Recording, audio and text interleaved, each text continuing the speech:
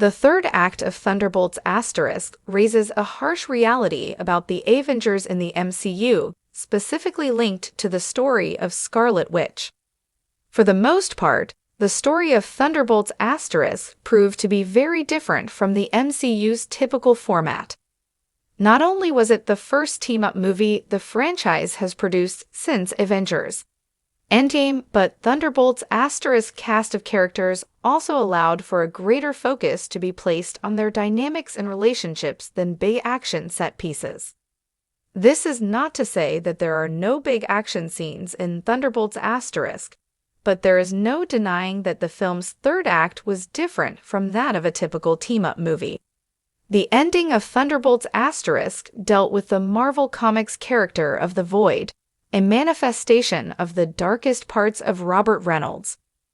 Although this ended up teasing more to come from the Thunderbolts in upcoming Marvel movies, the conclusion of the Void's storyline raised some harsh truths about past members of the MCU, specifically the Avengers in relation to Wanda Maximoff / Scarlet Witch.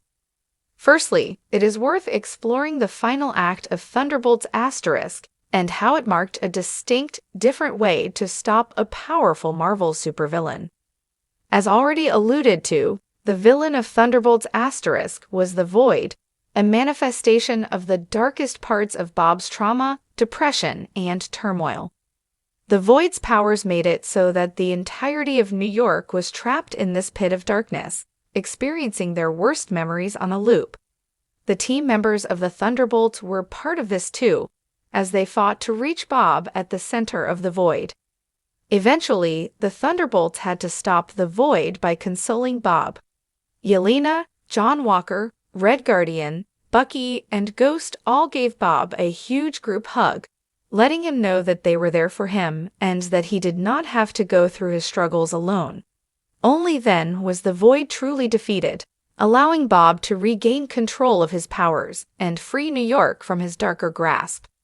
This method of defeating an all-powerful Marvel villain was incredibly unexpected, yet worked perfectly within the context of the film, all while raising questions about previous MCU stories.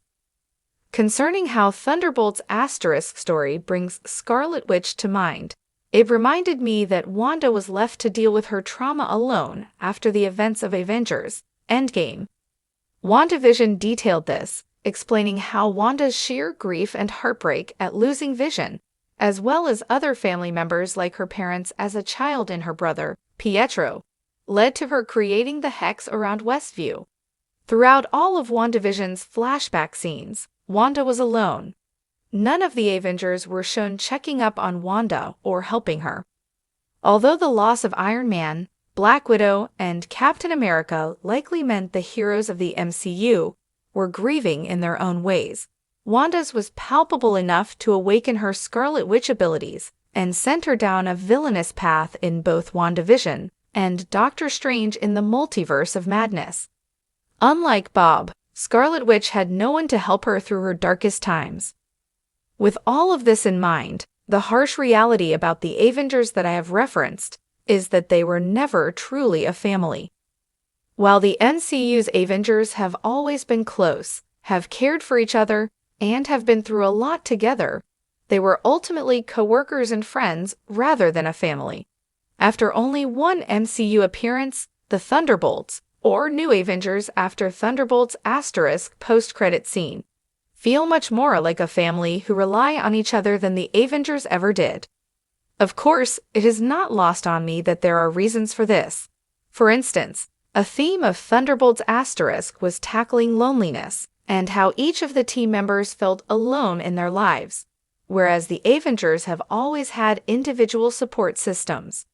Nonetheless, the differences between Bob's story and Scarlet Witch's descent into villainy and how Thunderbolts * explored the close-knit feel of the team typified this truth about Earth's mightiest heroes.